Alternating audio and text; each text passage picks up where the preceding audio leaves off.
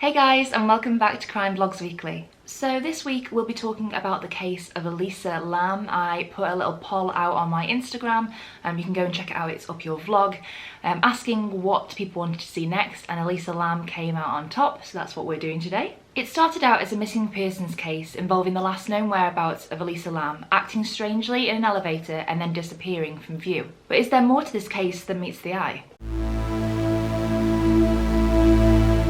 Elisa Lam was staying at the Cecil Hotel, and this establishment was notorious for a number of deaths, violence, and even some infamous serial killers like the Night Stalker. Elisa was a Canadian native, a student, and she'd come over to Los Angeles to see the sights, only to be met with more than she could have ever bargained for, a trip that would result in her death. Born to parents David and Una Lam, Elisa Lam had one sister, Sarah Lam, and they shared a mutual love of fashion. As far as we're aware, everything within Elisa's childhood was a happy one, and they were a loving family unit. Now, Elisa was still living with her parents while she was at college in 2013, and she had expressed at the start of the year that she wanted to go travelling. In particular, the American West Coast. Now, her parents were apprehensive of her travelling alone, but she was 21 years old and she wanted to travel, see the world, experience new things, like any typical girl in her 20s would want to do. And it's those years in your 20s that are important to go out and do things. You have no responsibilities, no ties, you know, in terms of a mortgage and having a family, yada yada yada. So anyway, Elisa sticks to her word. She travels over to Los Angeles, California at the end of January in 2013. And just like any parents, they wanted to make sure that Elisa was okay while she was traveling, and so Elisa would call her parents every day just to let them know that she was safe. Now, Elisa loved to use Tumblr, and she kind of kept it like her own online personal diary for everyone to see. And you can tell from some of her entries on Tumblr that she was clearly dealing with depression, and that she had also been diagnosed with bipolar disorder, which she was taking medication for. Elisa was last seen on the 31st of January 2013. If you don't know the area of Cecil Hotel, the hotel itself is actually in the area of Skid Row. Now, I didn't know this information until I actually watched the documentary that's on Netflix at the moment. You should go check it out because it's really interesting. And obviously Skid Row is quite a dangerous place. It's a dangerous place to be around, especially for a young girl who is traveling and not from the area. So the Hotel Cecil did really well in its heyday of the 1940s. It was a very fashionable place to stay, but beyond the 1940s, it did steadily decline, probably because Skid Row at that point was becoming more popular and therefore more dangerous, and therefore fewer tourists wanted to stay there. And because of this, the hotel started to extend its opportunities in regards to how long you could stay in the hotel. So typically you probably spend about a couple of days in a hotel, maybe a week, maybe 2 weeks, maybe even a month, but the hotel would have residents that would stay there for months on end. So it was kind of like a short-term, long-term rental opportunity for many people.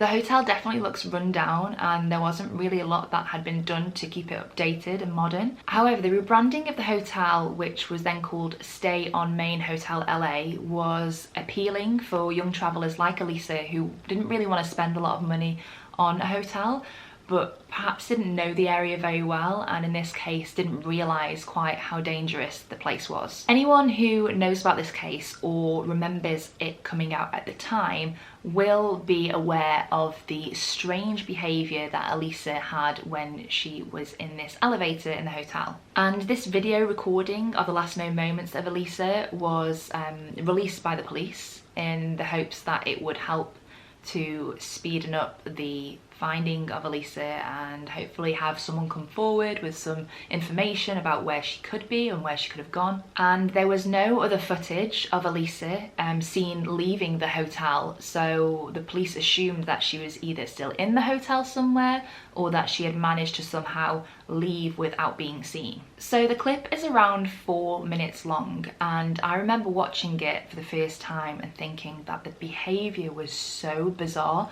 And I think this was before, you know, bipolar disorder and other mental illnesses was so highly talked about, so it just seemed very strange, and you didn't quite know what was going on in the actual scene itself. It was very bizarre, and if you haven't seen it, I would definitely recommend you watch it, because it is a peculiar watch. Initially it looks as if she's running away from someone because she's sort of poking her head out the elevator and looking down the corridor, but then it looks as if she's also then talking to someone, because she steps out of the elevator at one point and starts to sort of feel around with her hands, so as if to go and touch something. And so one of the theories that the documentary touches on is that maybe there was someone outside of view of the elevator's footage, and that she was either talking to that person or went with that person after she stepped out of the elevator.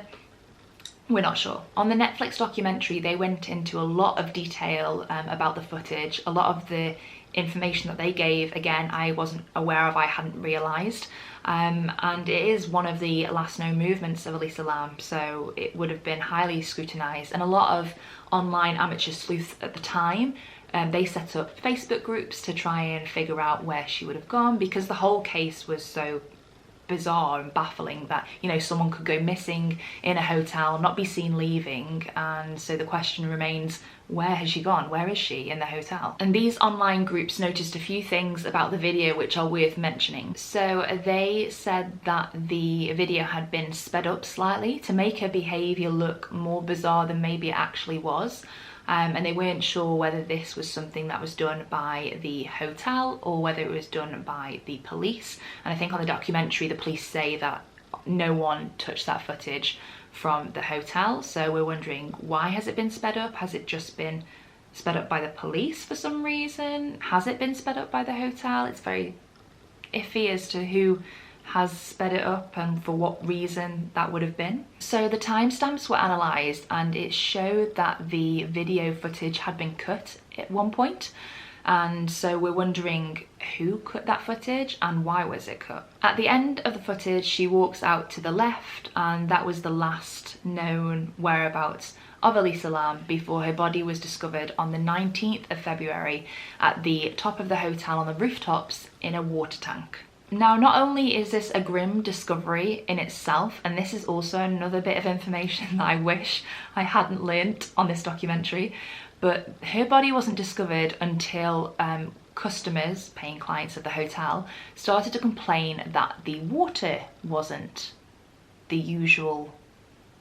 The water wasn't normal. The water tasted odd. The water had changed colour slightly. And I'm going to be honest here, if I was staying in a hotel and the water wasn't crystal clear, I would not bathe in it, I would not drink it, I would not brush my teeth with it. But apparently some people were.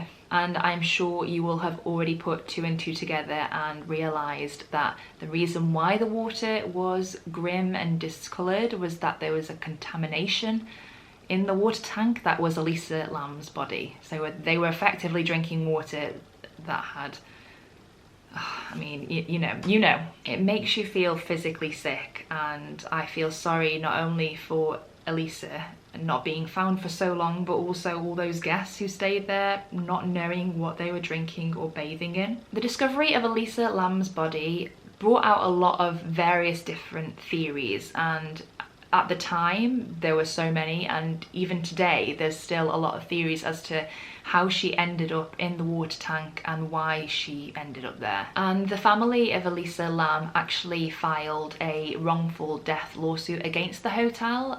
They wanted an investigation to see what had happened that resulted in the death of their daughter, how things could have been avoided in terms of the health and safety of Elisa and the other guests in the hotel. They said that had the water tanks hatch that keeps it open and closed, had it been locked, that this might have been avoided completely. But the death of Elisa Lam was filed as a accidental drowning. So this is a difficult case because there are so many different theories as to what could have happened to Elisa.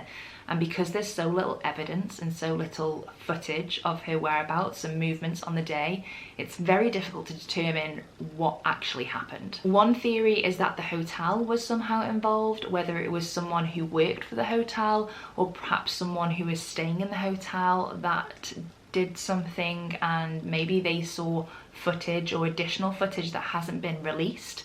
And wanted to keep quiet about it, and they deleted it or got rid of it because, you know, at that point the hotel had such a bad reputation anyway. Why would they want to try and tarnish it further, especially when there's the rebranding of the hotel and they're trying to drive in, you know, more people to stay at the hotel. Another theory is that it could have been accidental drowning, and because Elisa had bipolar disorder, she could have come off her medication and not told anyone, and therefore maybe she wasn't in the right frame of mind on that day, and that could give reason for her strange behaviour in the elevator. However, if I were to go with my gut, I do feel like there's more to this case, and I don't think particularly it was accidental drowning. I don't see how she could have got herself up there.